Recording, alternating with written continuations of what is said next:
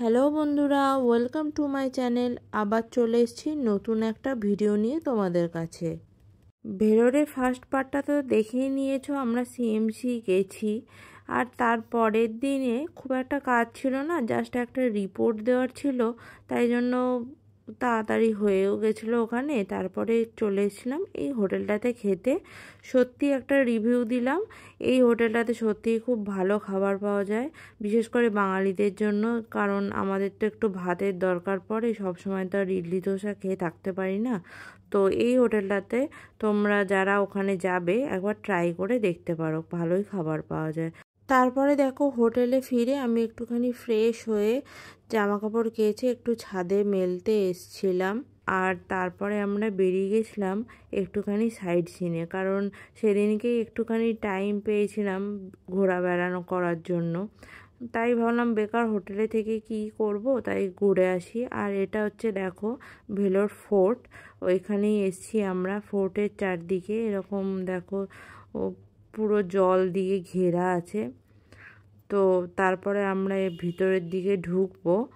আর ভিতরের দিকে ফোর্টে ঘোরার আগে আর একটা জায়গা আছে, এখানে মিউজিয়ামও আছে একটা, আর একটা আছে এদের মন্দির, ভেলোরের ফোর্ট টেম্পলই যেটাকে বলে।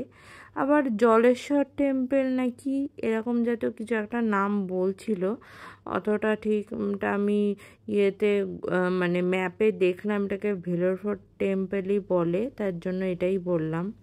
তো যেটা খুব সুন্দর, দেখো দারুণ লাগছে জাস্ট দেখতে। এখানে ঢোকার মুখেই একটা পুরো প্রদীপ জ্বলছে এরকম, এটাকে তো সব সময় জ্বলতে দেখা যায় ওরা আর কি বলছিল। তো তারপরে আমরা এন্ট্রি করলাম। আর এখানে পুরো কারুকার্যগুলো দেখো, পাহাড় মানে পাথর কেটে কেটে, এখানে পাহাড়ই তো ছিল, দেখলেই তোমরা ছাদে যখন উঠেছিলাম চারদিকে পাহাড়ে ঘেরা এই জায়গাটা দেখে আমার দেহরাদূনের কথাই মনে পড়ে যাচ্ছিল। যাই হোক, এখানে যখন ঢুকলাম দেখো এগুলো সব পাহাড়ে পাথর কেটে কেটেই তৈরি করা, কি সুন্দর যে লাগছে ভিতরের দিকে ঘুরতে। চলো তোমরাও একটুখানি ঘোরো আমার সাথে সাথে।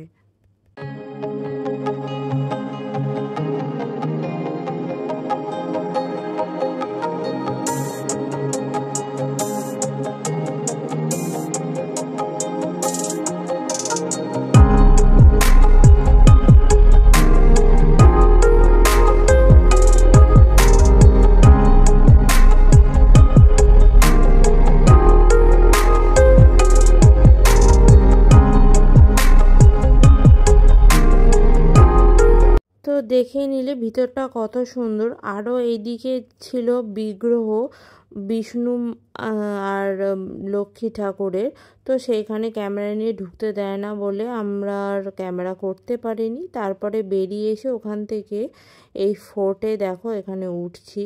আর চারদিকটা এরকম উঁচু প্রাচীর দিয়ে পুরো ঘেরা আছে।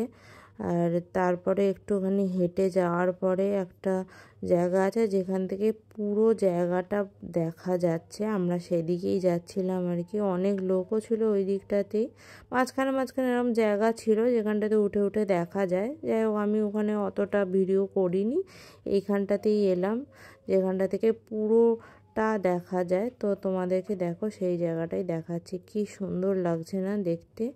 চারিদিকটা পুরো পাহাড় দিয়ে ঘেরা এই জায়গাটা, খুব সুন্দর লাগছিল। তারপরে আমরা চলে গেলাম অটোতে করে এই গোল্ডেন টেম্পল বলে আর একটা মন্দির ছিল সেইখানে। আবার সেখানে গিয়ে আবার আর এক ঝামেলা জানো, সেখানে গিয়ে আমি তো গেছি এই ওয়ান পিসটা পরে, তো এখানে নয় শাড়ি পরতে হবে, নয় কুর্তি পরতে হবে, নয় লং স্কার্ট পরতে হবে, মানে ঢাকা জাতীয় কিছু জিনিস পরতে হবে যাতে তোমার পা ফা এসব বেরিয়ে না থাকে। তার জন্য আমাকে আবার একটা লেগিংসও কিনতে হয়েছিল, আর নয়তো তুমি ধুতি পরেও যেতে পারো, সেটা তোমার ব্যাপার। তো আমাকে কিনে আমি ঢুকেছিলাম। তারপর দেখো এখানে ভিতরে তো আর মোবাইল করতে দেবে না, তাই জন্য চারদিকে এখানে চটি খুলেও যেতে হয়। এখানে সব কাউন্টার এক একটা করে আছে, ব্যাগ চটি মোবাইল সব কিছু রাখা যায়। তো খুব সুন্দর ছিল। যাই হোক, দিনটা বেশ ভালোই কাটলো। তারপর রাত্রিবেলা এসে একটুখানি বিরিয়ানি অর্ডার করেছিলাম, খুবই বাজে ছিল খেতে। যাই হোক, কী আর করা যাবে, এটাই খেয়ে নিলাম। তো চলো আজকের ব্লগটা এতটাই থাকলো।